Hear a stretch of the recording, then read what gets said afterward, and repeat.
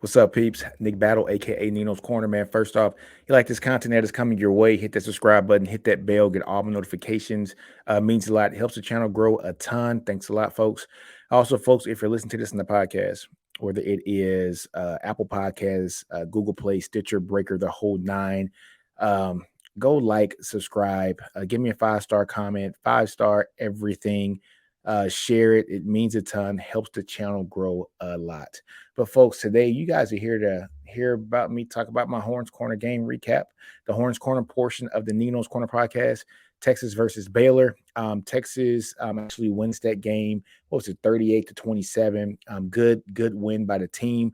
I'm going to go over just some of the metrics here first. But folks, first off, let's get into the sponsors. First sponsor, folks, is betus.com.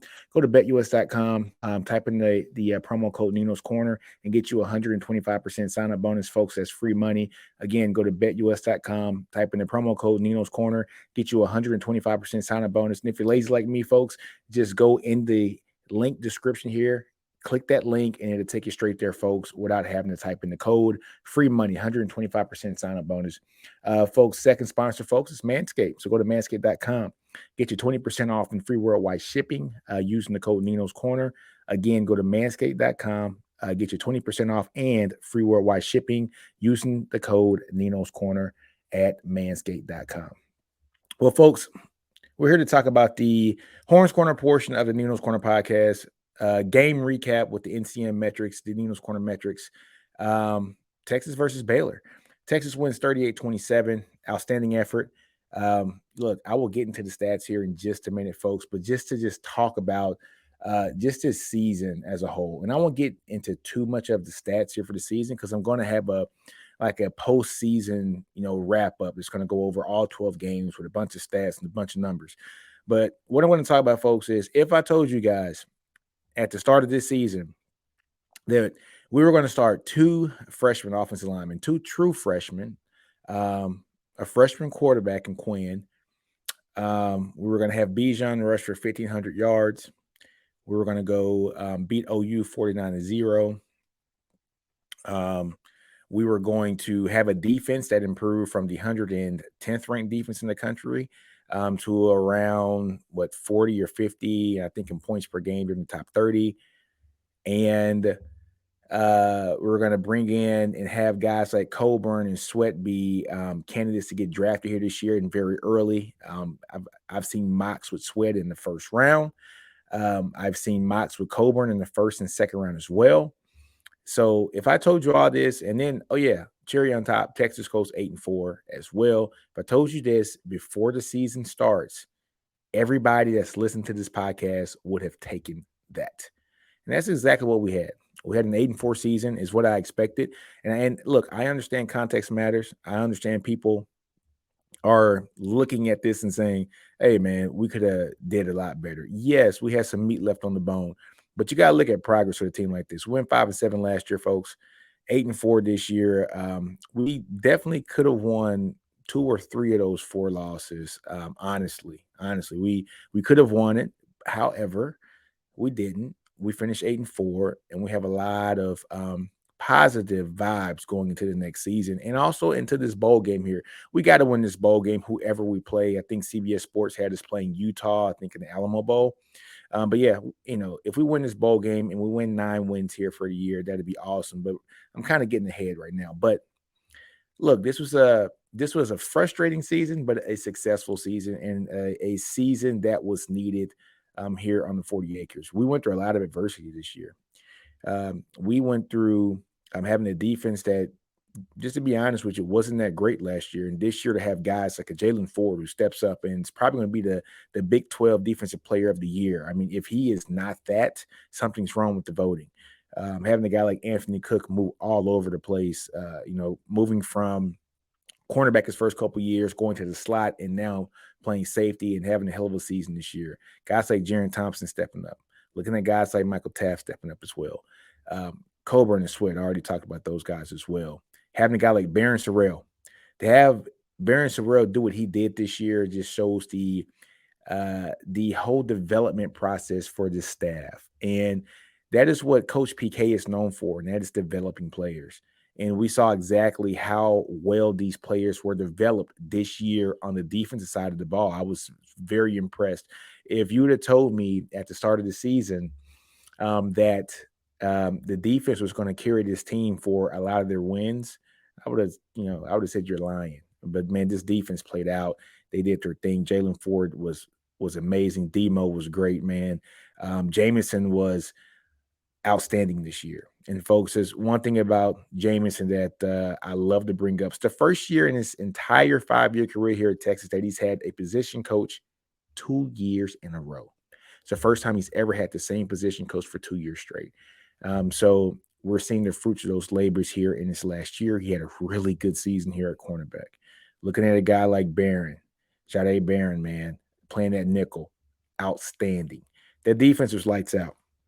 So I think we understand what we saw from that side of the ball. Seeing other young players, man, like Terrence Brooks. Terrence Brooks played outstanding this year as well. Ryan Watts. How can I forget about Ryan Watts, man? Ryan Watts is man, like the unsung hero, playing the boundary corner, outstanding. He's a guy that I can see potentially at the next level going to that safety position because he just has the frame for it. He's a physical guy too, outstanding guy as well. So yeah, just looking at the defense side of the ball and seeing how well they played. Now going to the offense side of the ball and seeing that we had a lot of first year folks that contributed. Kelvin Banks might be the starting left tackle for the Big 12. He might be a first team All Big 12 left tackle, and he might have some votes to be a All American, not just a freshman All American. He was so good this year, especially in the passing game for pass blocking, that this kid might actually get some votes here to be a left tackle All American, not just freshman All American, but I mean All American for all left tackles here in the country. Cole Hudson stepping in as well. Hope he's fine with his injury here, but that was the thing that we did this offseason, getting the depth on that offensive line. So even when Cole Hudson went out, starting as a true freshman, we were able to put another true freshman in DJ Campbell. And if you saw how DJ Campbell blocked in the running game and how stout he was, outstanding. So it seems like we're understanding exactly where this thing is going to go next year when it comes to this offensive line. Seeing the development word, that's the D word again, folks, development.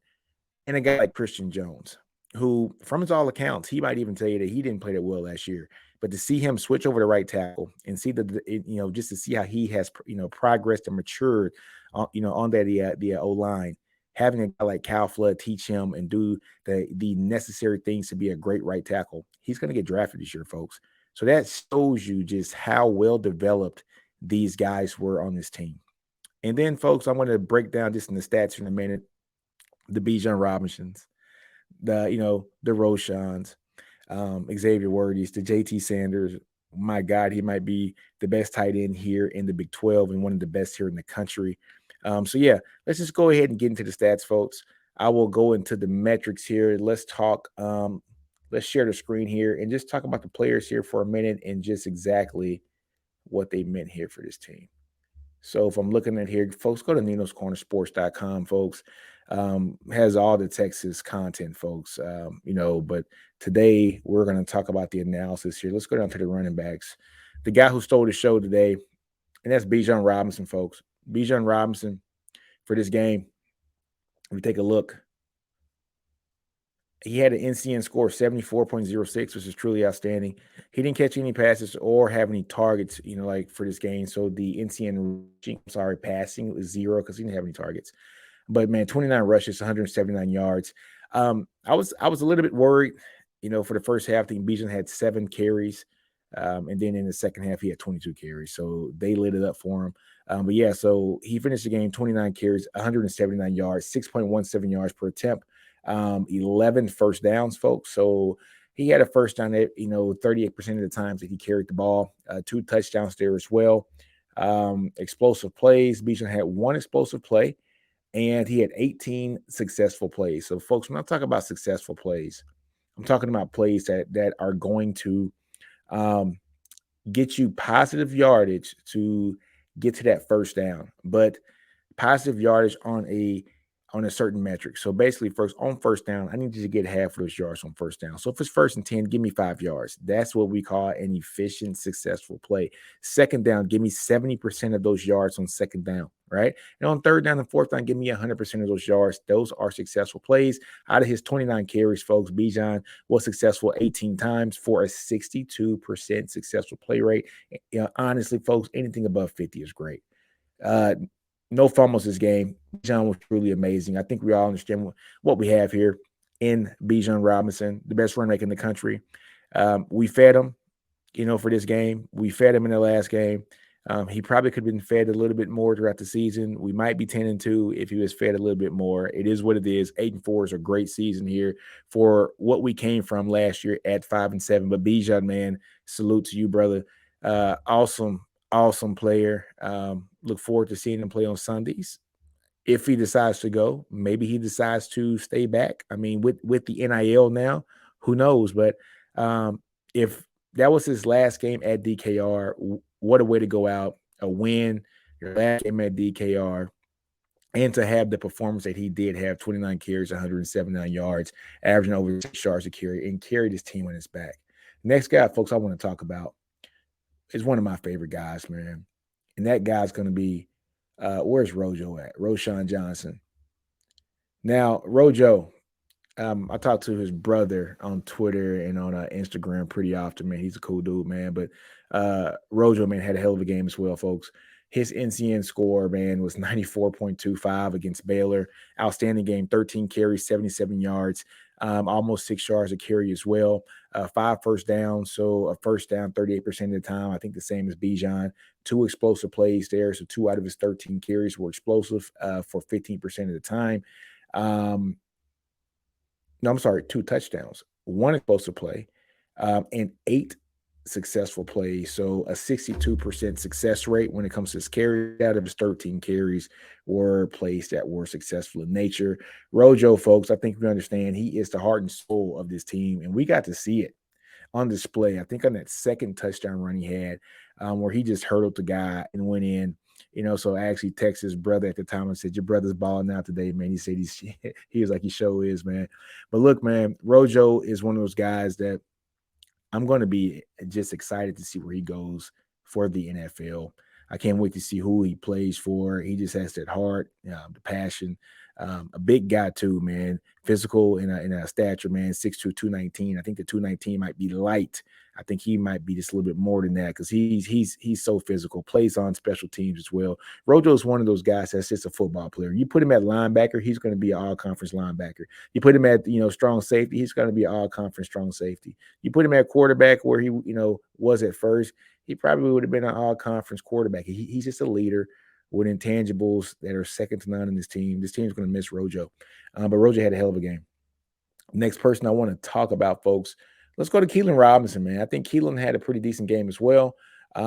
He caught the ball pretty well. Didn't run the ball at all, but he caught the ball, 78.94 for NCN receiving. I think he had 1 or 2 catches. Let's just go through.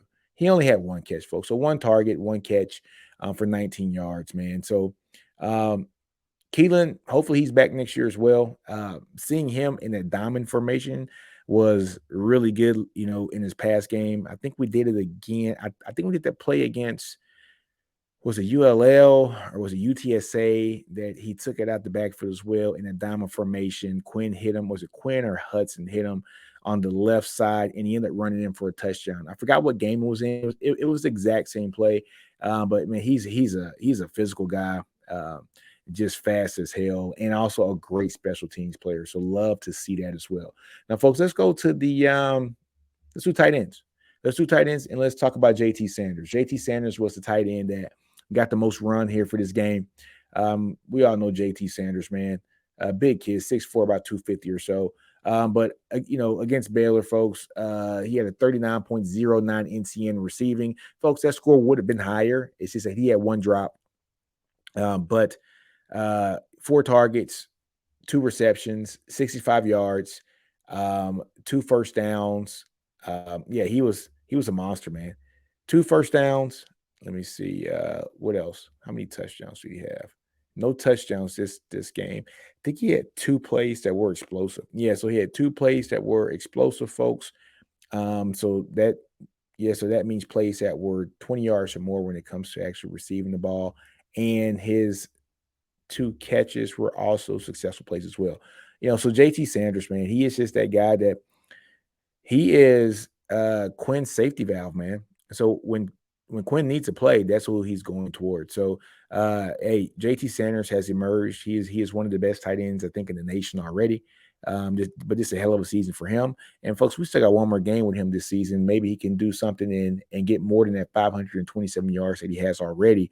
But yeah, he's been an outstanding asset for this team. And to see him paired up with a guy like Gunnar Ham, and also, once they use that jumbo package with Carrick, which I'm telling you, in the bowl game, Carrick is going to slip out at tight end and get a catch. I'm saying it. I've been saying it all season. It's going to happen. It's going to happen in the bowl game. But anyway, folks, let's go to the wide receivers. Not a lot of action from the wide receivers because you ran the ball so much and so effectively this game. We'll go to Jordan Whittington here first. Jordan Whittington, we got an NCN score of 68.58, folks. He had 3 targets, 2 receptions, for 48 yards. I have two first downs and explosive plays. Let's look at explosive plays. He had 1 explosive play, and both of his catches were successful in nature, folks. So, hey, Jordan Whittington, uh, he's one of the guys. I thought he could have been utilized a little bit more this year, but it was good to see him play this year and have a full season. Just to have him, I thought he was underutilized this year, but still had over 600 yards of receiving this year, which is truly, like outstanding for a guy that we were just been waiting to see Jordan Whittington ball out. He was healthy this whole year, and when he got the ball, he did great things with it, man.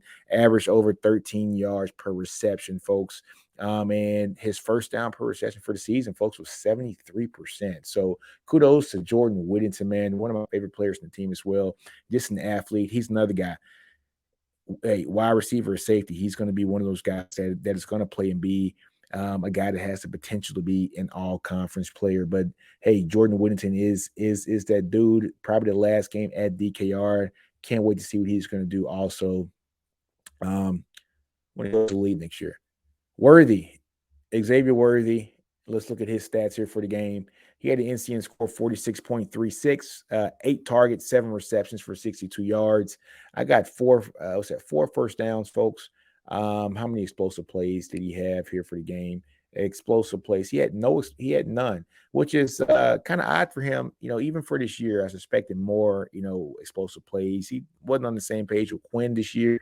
However, out of those 7 catches, 5 were successful in nature.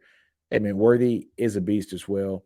I think not having Nayer hurt Worthy and also hurt Whittington as well. Nayer would have, taken some of that coverage off of Worthy. He was getting double teamed a lot this year, and understandably so, because he was a monster last year. He came out of, I wouldn't say came out of nowhere, but he was a player that we didn't know too much about because he was just in high school the previous year. He came in the scene, busting the scene, did his thing. His numbers dropped, a tad this year. However, not because of his skill. So honestly, the best is yet to come for Xavier Worthy. Next year, if he has a really good season next year, it's probably gonna be his last season in a college football. But hey, X-Man is, he's that guy as well, and we'll see him in the bowl game. But folks, that is it when it comes to the stats for the team. I won't share any more of the stats, but what I will share is my chart that I want to talk to you guys about just the metrics. So just the metrics about this team and what this team has done. So let's take a look. So for this game, folks, Texas versus Baylor. This is week 12. We had 64 total plays. Baylor had 75. So here you go, guys. We had 43 run plays, 21 passing plays. So our run play rate was 67%. Pass play rate was, almost 30%. And Baylor, they were kind of even there, 48% run play rate to 52% pass play rate. Once you go take a look down here at the bottom, folks, where we at? Yeah, so SP. So, folks, these were our successful plays for the entire game. Texas had 37. All right. And they had 5 explosive plays as well out of 64 total plays. So Texas's successful play rate, folks, was almost 58%, which is truly outstanding. And their explosive play rate was around 7.81%, which is a little low for them this year. But once Texas limits the explosive plays and gets more to a conservative game plan where basically we utilize Bijan, utilize Rojo, short passes to Whittington. Texas wins almost all of those games. I think they only lost one of those games. I think that was Alabama. But once Texas has a lower explosive play rate, and I'll talk about this next week, folks, when we go into the full season recap, they usually win that game 9 times out of 10 because they are a more balanced team that plays complementary football. I know that's what coach talks about all the time, complementary football, but that's what they do when they have a more balanced attack and their SPR goes through the roof, which is great, even though the XPR is going down. So looking at Baylor had a successful play rate of 34.67% for the game, which is not good. So kudos to the defense again, and a 2.67% XPR rate. So an explosive play about 3% of the time, which is not good. You kind of want that at least 5% or more. So this is telling you that Texas took away the big play from Baylor. I think Baylor had 1 or 2 big plays. Yeah, they had 2. So 2 XPs, one in the first quarter, one in the second quarter. I think that first quarter one was that long touchdown, and that second quarter one has kind of slipped my mind there. But yeah, they had 26 successful plays, even though they had more plays in total than Texas did. Texas had 11 more SPs than Baylor did, and they only had the ball 11 times less than Baylor did. Now, folks, let's go take a look at. I think the favorite thing that I like to look at here is the personnel packages. So for this game, Texas ran, let's see, 1, 2, 3, 4, 5, 6, 7 total packages, 8 packages if you're including the jumbo package. But I include the jumbo package as a 12 personnel package, meaning 1 running back, 2 tight ends. It's just that in that jumbo package, the second tight end is Andre Carrick.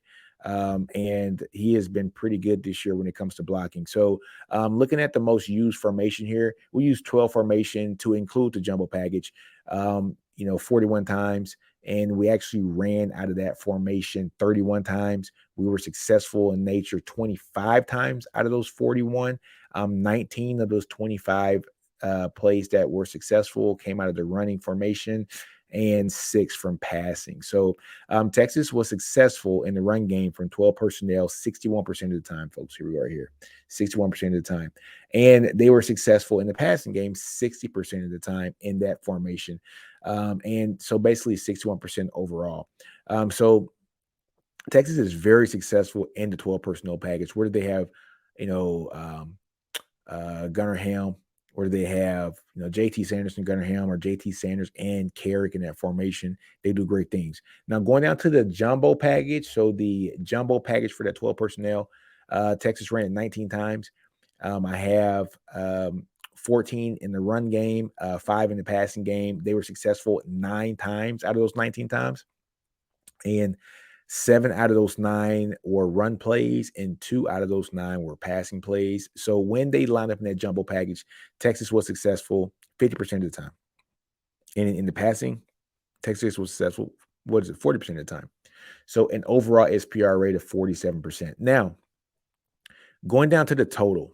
Well, first off, let's go back and look at the next used formation, which was 11 personnel. Texas used 11 personnel 12 times in the game, 5 running, 7 passing, and they were successful 5 times. And out of those 5, it was 2 running and 3 passing, respectively. And they were successful a total percentage 40 running, 43 for passing, for a total of 42%. But overall, folks, in the running game for this game alone, Texas was successful 63% of the time. 27 out of their 43 rushing plays were successful plays, folks. So that is something that is good to see. Texas, like I said, they had 5 explosive plays. 2 of them were from the run game and 3 from the passing game. So they had a XPR rate, folks, total of 8% for the game. So not bad at all. Now, if you go take a look at the Baylor offense and just see exactly how they were, doing in this game. They had 75 total plays. Their most ran formation was out of 11 personnel package, folks. They are pretty even there, as well. 20 pass and 10, 20 pass and 20 running plays. So 40 plays total in 11 personnel. 14 successful plays from that formation for a total of 35% SPR rate. Texas defense was truly amazing.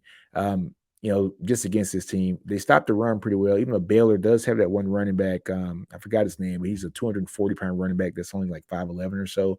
A very powerful guy as well. But Texas's bread and butter on the defense is not having to bring up an extra person to stop the run. They were able to stop the run with having Coburn and Sweat there in the interior defensive line, also Barron Sorrell as well, and Ovia Gofu. So having those four, like just across the line, they were able to stop the run pretty effectively using only four guys, which has been very helpful and very successful for this team to allow guys like Jalen Ford to roam, to allow guys like Demo to roam, to allow the secondary to take some chances because the ball's getting out quicker because this team was pressuring the quarterback a lot more than what we saw from last year. But like I said before, Baylor ran out of 11 personnel, 40 plays for this game. The next highest personnel package was 12 personnel, so one running back, two tight ends, and they were successful 7 out of those 20 plays, 36% in the run game, 33 in the passing game for a total of 35% total. Now, if you go and look at the total number for all the personnel packages, whether it was empty, 10, 11, 12, 20 personnel, 21, and 22 as well, Baylor were successful. Only 39% for the running game and 31% for the passing game for a total of 35% here for the entire game. So, folks, those are the stats. Those are the metrics. Texas, I was very, very excited that Texas got this win, folks. We need this win in the worst way. So it was good to see Texas get this win. Texas did great things. They're 8-4 for this season. And yes, could we have won more games? Yes, exactly. We could have. There's a lot more meat left on the bone.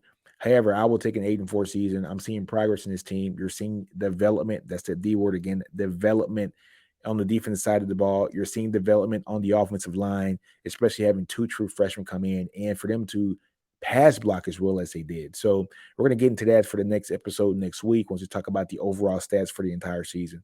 But folks, drop a comment. Let me know what you thought about this game, this episode. A great game here by Texas. Like I said, finishing the season 8-4, probably going to the Alamo Bowl. So we shall see once those bowls come out. But I'm excited about this, just this win and this team as a whole.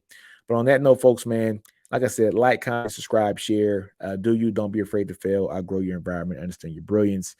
And on that note, folks, man, look, I always tell you guys, hook them all day long. Horns always up. NinosCorner, I'm out. Peace.